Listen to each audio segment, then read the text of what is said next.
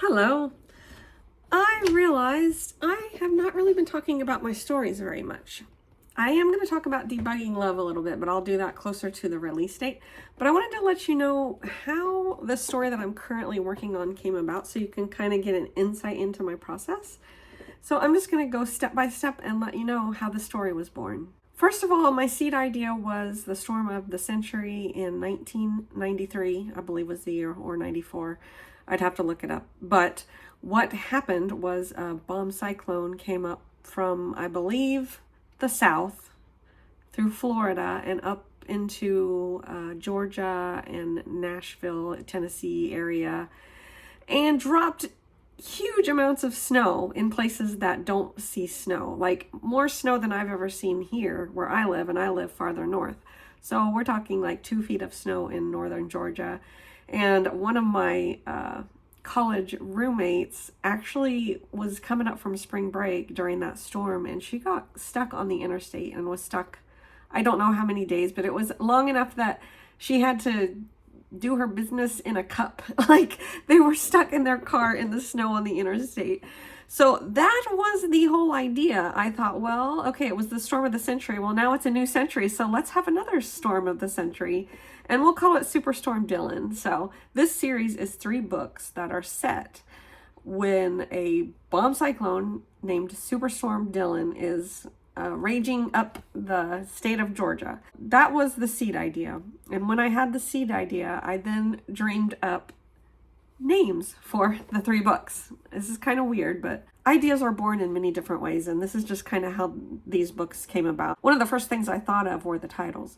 So when I had the title for this book, then I started dreaming up a plot to go with the title because there's a word in the title that definitely kind of defines the premise of the story. Once I had the premise, I knew where the story was going to be. It was going to be northern Georgia, and I knew the 2 tropes. The 2 main tropes were going to be forced proximity, so my main characters were going to be forced together by the snowstorm, and then stuck in a snowstorm is its own trope. So those were the the tropes, the architectural tropes that are holding the series together. So basically, I developed the skeleton plot, and I stored it mostly in my mind and just kind of ruminated on it off and on, and had the basic ideas. And earlier this spring, then I decided to actually kind of flesh out the outline. And this is something new that I've started because for rom-com you need funny scenes, right? That's really crucial or critical to the story. So the first thing I did was I thought of funny things that could happen in the story, and then I wrote my outline around those scenes. And when I had my outline complete, it was roughly 24 short chapter summaries.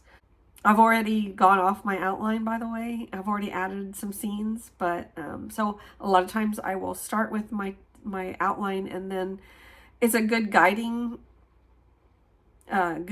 force behind my writing, but it always changes somewhat because when I'm writing one scene, it spurs ideas for the next scene and things that need to happen. And I'm fine with not being totally beholden to the outline, and usually it doesn't change that much. It just adjusts a little bit, and sometimes halfway through writing I do have to do a big adjustment of the end of the outline. That's why I just do brief chapter summaries in the outline, because if I know it's going to change, I don't want to spend too much effort really fleshing out those chapters yet.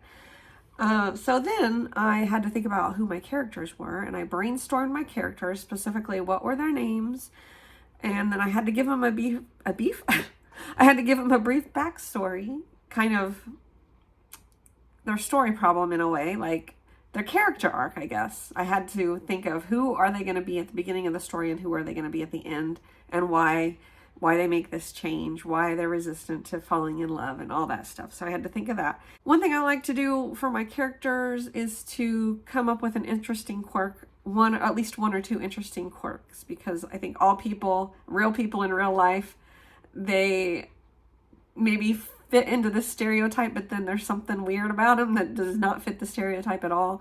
So I like to add one of those at least to my characters because I think it makes them more real.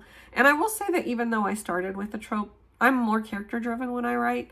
I'm not really into tropes all that much. Like, I'm not the type of reader that will see a trope in a book and be like, well, I have to read that because I like that trope. That's not me at all.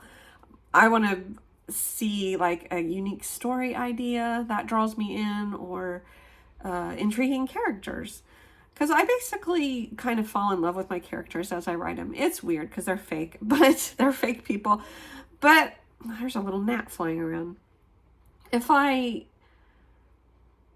feel like I go through the process of like really loving my characters, and by doing so, I'm able to pull out their humanity and put it on the page. I don't know if that makes sense. That sounds kind of deep, but I don't feel like I can do that with a trope, but I can do that with a person. So that's kind of why my focus is mainly character focused and not trope focused, to the point where I've written stories and not even realized what trope I was writing until I realized, oh, I don't even like fake dating, and I kind of wrote a fake dating trope. It's like, oops. But anyway, so the next thing I did, I went to my Google Doc, which has my outline, and I made detailed chapter summaries of chapter 1 and 2. So I felt really confident about what I wanted to happen in those stories. And then I wrote the chapters. I wrote them in my Neo. Did I show you that in this video? I don't know. I think maybe I did. I wrote chapter 1 in my Neo, and chapter 2 I wrote by hand. And so I will do this at times. I resort to handwriting if I feel stuck or blocked. And I was feeling a little blocked. I was like, who is this male protagonist? I don't know who he is. I can't get into his head. I was just feeling a little stressed. So when I feel like that, I just write by hand, because it kind of lessens the pressure. Like, for some reason, it's less permanent. When I'm typing something into a computer, it feels more permanent. And when I'm doing it by hand, it's like I'm just sketching. My brain can go free. I can scratch things out and write in any messy which way that I want. And it just helps free my creativity. So that's what I did with chapter 2. And it really helped me to get into my character's head and kind of find his voice. For the next chapter, which is chapter 3, I wrote the chapter summary by hand. So I have this notebook here, and so I generally will write just what the action beats are, as far as like my character goes into the kitchen and she makes coffee, and then she moves the desk over to the window, and then I will say something like, I kind of like will be like, she's scared here or something like that. But a lot of times it's just, I'm just moving the chess pieces around on the board when I write my chapter beats. And then I find it's really helpful for me to have it beside my Neo, and I will just write like one beat at a time, and that takes a lot of the pressure off. Writing can be very stressful, and I don't know, maybe non-writers don't realize this, but we put a lot of pressure on ourselves as writers to write well.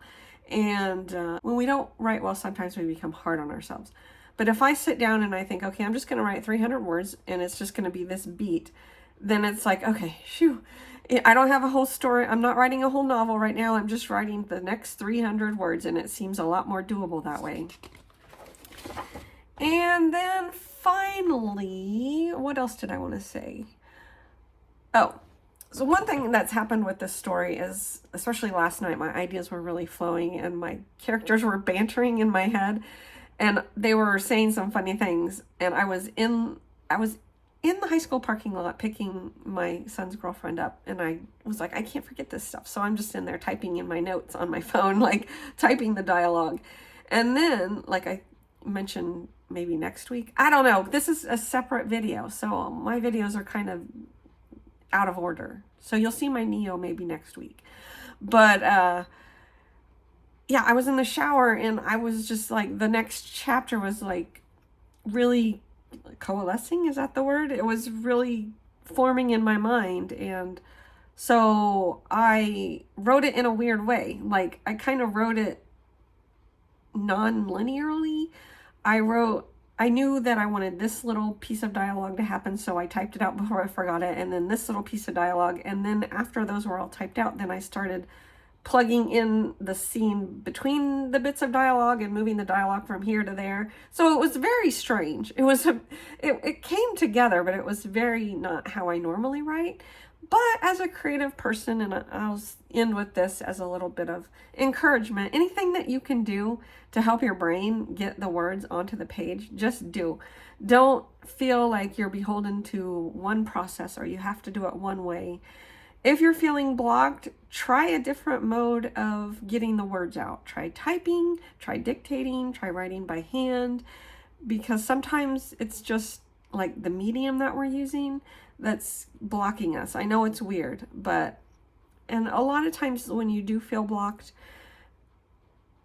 I think it really helps, like for me, when I feel blocked, to write those chapter beats and to move the chess pieces around on the board so that when I'm sitting down, it's like I know I at least have this rough structure that I'm filling out. I'm filling in the details of this rough structure, so it's a little less scary when you have the blank page, so to speak, in front of you. So those are my 2 little hints, and I just thought you might have like a little insight into my process. I'm gonna try to talk about my stories more. A lot of times I don't like to reveal a lot about my plot and my characters and things, but I think it might be interesting to you, so I will try to do that more. And that's all I really wanted to do for this video. Hopefully you found it interesting, helpful, insightful maybe. Thank you for watching. Remember to like and subscribe, and I'll see you in the next video. Bye.